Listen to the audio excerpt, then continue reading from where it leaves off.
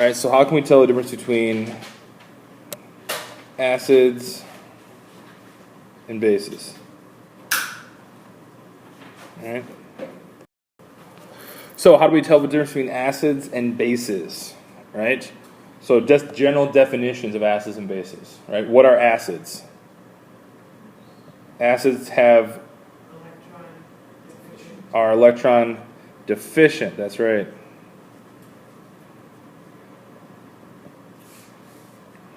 And bases, therefore, must be electron what? Dense. Good. Right? So we look for areas of electron density for bases, electron deficiency for acids. So things that are plus charge are acids, things that are negative charge are bases.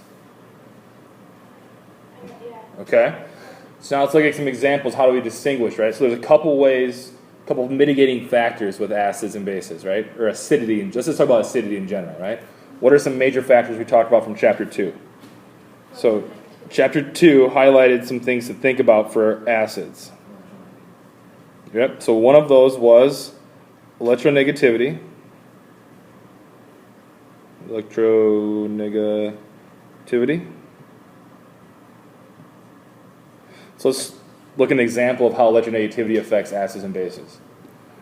So if I showed you an NH, and I showed you this OH, which one of these is going to be the stronger acid, the better proton donor? Which one's going to have the more polar bond? Which is going to have the weaker bond? The OH will, right? This will have a weaker bond, right? Because the oxygen is more electronegative, right? The oxygen is more electronegative. It's going to have a weaker bond. Also, if you look at the conjugate bases, the products, what are the products going to look like? If we have a nitrogen with a negative charge or an oxygen with a negative charge, which one of these products is more stable? Which one of these products is happier with a negative charge? Oxygen or nitrogen? Oxygen, because it's more electronegative, right? Good. So the first property we looked at was electronegativity. What was the second thing we looked at for acids? Size. Right? The size of the element affects acidity.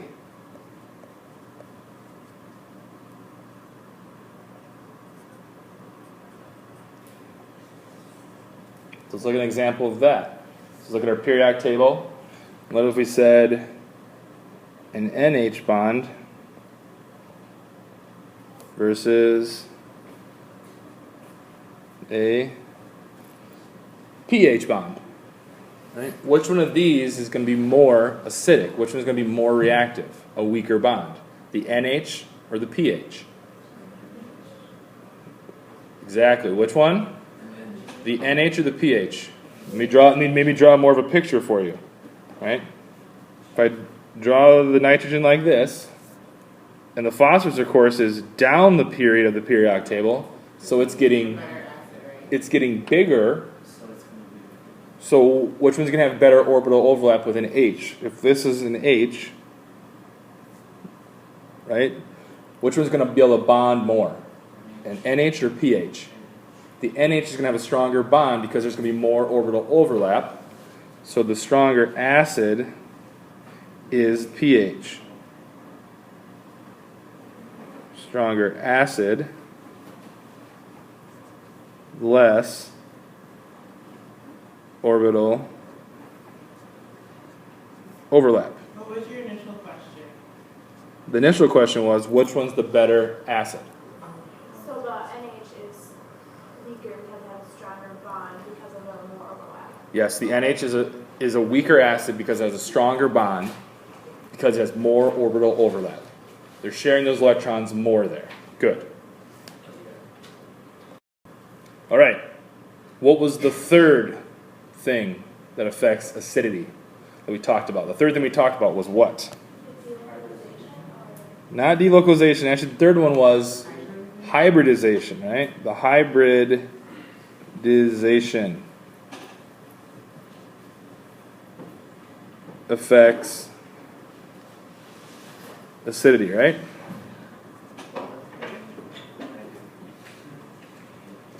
Right? So we talked about reactions taking place, right? Why do reactions take place? Let's talk about two things. There's two reasons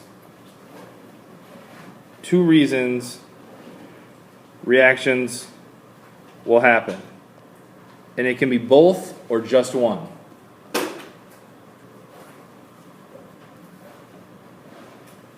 And an acid-base reaction is a type of reaction, right? So what's one reason? What's reason A? A reaction will take place. So the top reaction where we had NH versus P, why will pH act as an acid? Why do you think it will act as an acid? Is that bond strong or weak? Weak bond. So if you have a starting material that has weak bonds, is that more prone to do a reaction? Yeah, right? So we'll say starting materials with weak bonds, right, are more likely to do a reaction, right? Make sense? What's the second reason? Stable products. Stable products, right, will form stable products.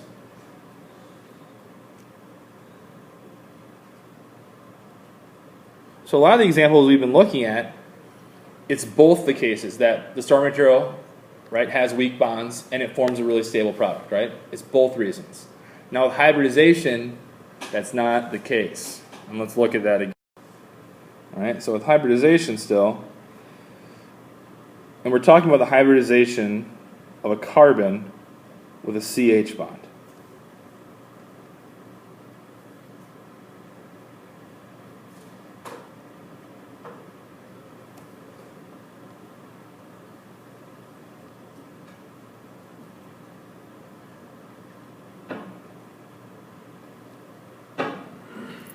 Which one of these has the strongest CH bond? The top one does, right? This is the strongest bond, the strongest CH bond. Right? Why is that the strongest CH bond? SP orbital, the most orbital overlap, right? Okay. Now let's imagine these all react with a base. So I'm just going to draw OH minus. It's a general base.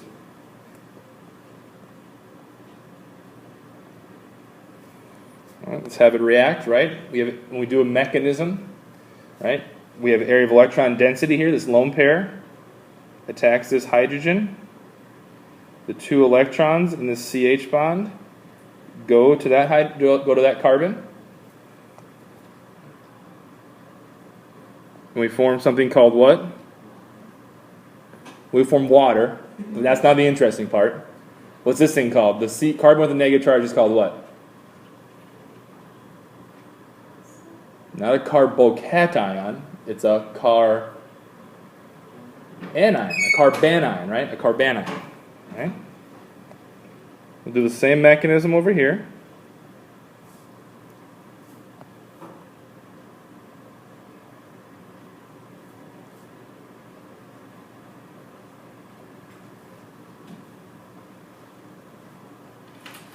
And we'll finally do the same mechanism with the sp3 version.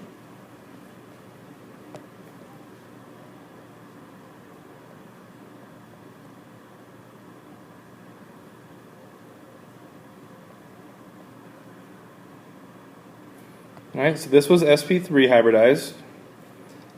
This alkene, this double bond was sp2, and this was sp hybridized. Now the question is, now we have these products. Each of these products has an extra lone pair in the carbon, right, forming carbanions. What molecular orbital is each of these lone pairs in? Let's define these molecular orbitals. So the top one, those two electrons are in what molecular orbital? These guys are in sp orbital. Good. Where are these lone pairs at? Well, what molecular orbital are they in? The second one. They are in a sp2 orbital. Good. The last one? These guys are all in N. sp3 orbital. Good. Now, let's draw the shapes of these orbitals, right? The shapes of these orbitals matter. An sp3 orbital looks like this. An sp like this. sp2, excuse me. And then an sp looks more like this. My drawings aren't perfect, but you have to bear with me. This is an sp3, this is an sp2, and this is an sp. Which one of these would rather have a negative charge? Which one of these is going to be happier with 2 electrons sitting in it? Got a 33% chance guess here. Which one's going to be happier with electrons sitting in it? sp3, sp2, or sp?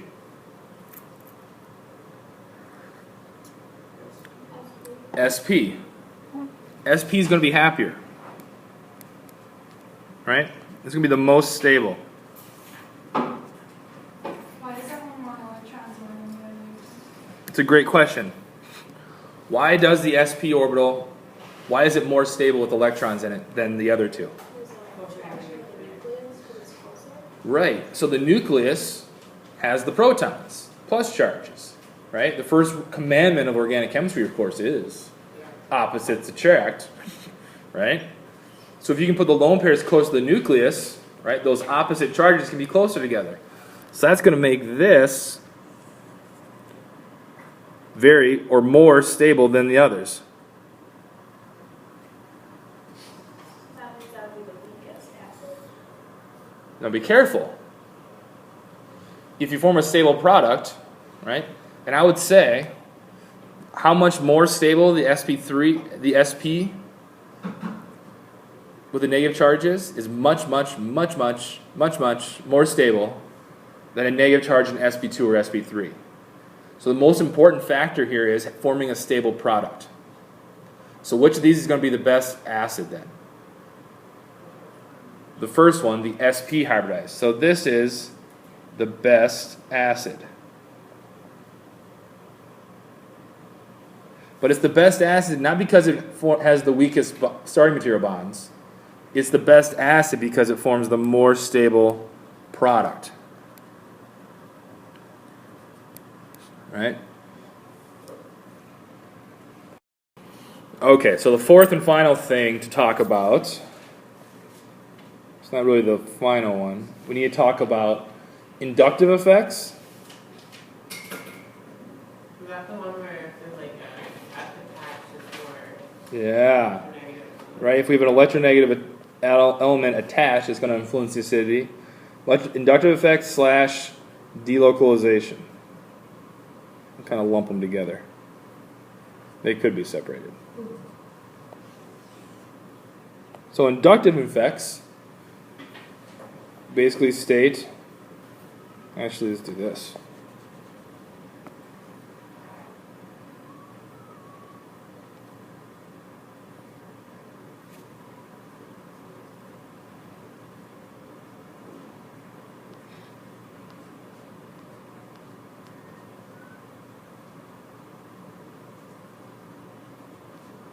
Right, which one of these is going to be the most acidic?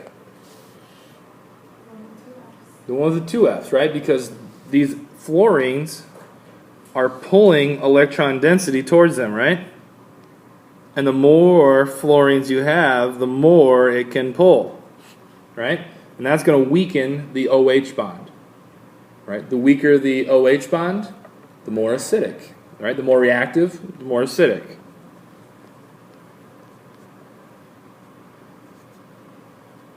Also, as it gets farther away, so let's say we have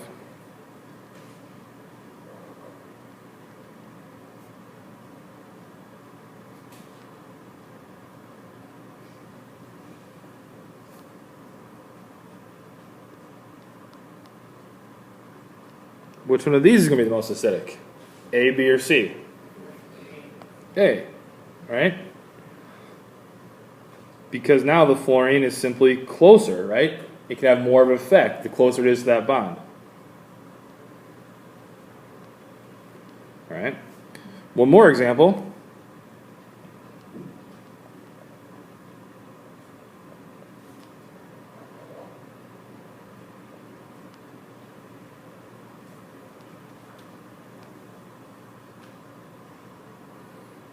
Which one of these is going to be the most acidic? The fluorine one, the bromine one, or the iodine one? I hear iodine. Why the iodine? It's bigger, that's true. But what's more important for this inductive effect, pulling of electrons through these bonds? Which one's the most electronegative? The fluorine. Right. Science. All right, so that one's the most acidic. Good. The last thing is delocalization. Oh man, oh boy. D. I should get a D for my spelling. Delocalization. Now, how does that affect hybridization? Or how does that affect acidity? How will delocalization affect acidity? Makes it more stable. So anytime you can spread charge out, that's a good thing. That makes your molecule more stable, less reactive. All right, so let's look at two examples.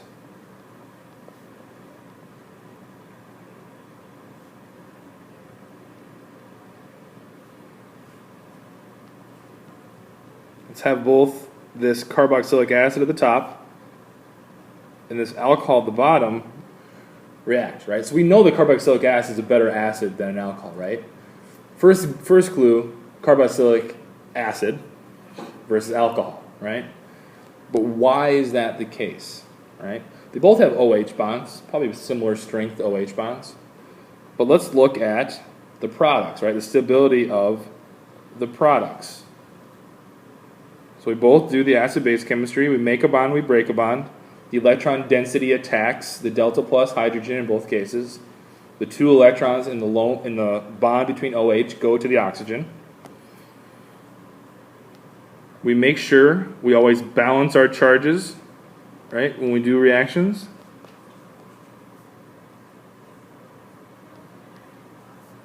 And of course, we go back to the credo that reactions take place for one of two reasons or both reasons, either weak starting material bonds or really stable products. So in this case, does one of these form a more stable product than the other? I would say yes. All right, the carboxylic acid can move these electrons and share them with that oxygen and carbon. We call this delocalization or resonance. Right? As we make this new pi bond, we break the other one. Right? Do you see that? As we make that new pi bond, right? Every time we make a bond, we have to break a bond. Right? So as we push electrons towards that other oxygen, right, we can spread out this negative charge. And that forms a more stable product. Now with this oxygen down here, if the carboxylic acid is delocalized, the charge is, what about the alcohol? The charge there is localized, which makes it, right, it's like a bundle of charge versus spreading the charge out, right? Spreading the charge out makes it more stable, right? It's less likely to react versus having it all in one spot, right? Versus having it all localized. So delocalized for the carboxylic acid, more stable, spread that charge out. So for the most part, if it can form resonance. If it can form resonance, it's going to be more stable. Anytime you can form resonance, it's more stable. So it's more acidic. It's more acidic then. And this is localized, be less stable, more likely to react. This is a stupid question, but I think on that one, why couldn't you put the oxygen on the other side of the structure? Like the triangle, you know, like could you put the O on the one side? You know what I'm saying? There's still only two oxygens. You can flip it around. That's the same thing. Yeah, same thing. So we have a question about whether or not, how could you know if something could be delocalized? What you'll want to look for is a negative charge next to a pi bond. right, adjacent to another pi bond. All right, see how this negative charge is right next to a carbon that has a pi bond. We can spread the charge out through that. Right? What I would tell you to do is look in your Klein book. The custom book has some good discussion about resonance, and so does our textbook. And look in there as well to help understand that. We'll talk more about it coming up too. Okay, so this is a question from the homework about Lewis acids and Lewis bases. So here's the problem. You're trying to see what are some examples of Lewis acids and Lewis bases that aren't also Bronsted acids and Bronsted bases, right? Is that 4 supposed to be in front of that end, or is it just? It is supposed to be in front of the N. Yes, sir.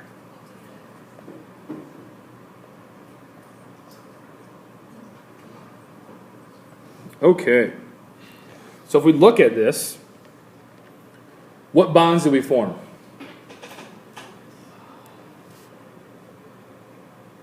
What bonds do we form? In the product, what new bonds do we have? Copper is attached to the NH3, right? So copper nitrogen formed a bond, right? Okay.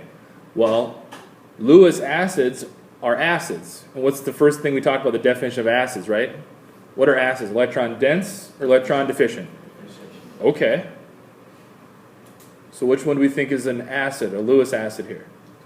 The copper 2 plus, right? It's electron deficient. So that means if you can identify one, the other thing must be the other one, right? So the nitrogen has a lone pair, that's electron dense, right? And Lewis bases donate electrons to Lewis acids, right? So in this case, the Lewis acid is the copper, right? It's electron deficient, and the Lewis base is the NH3. Right? Lewis acid accepts electrons, a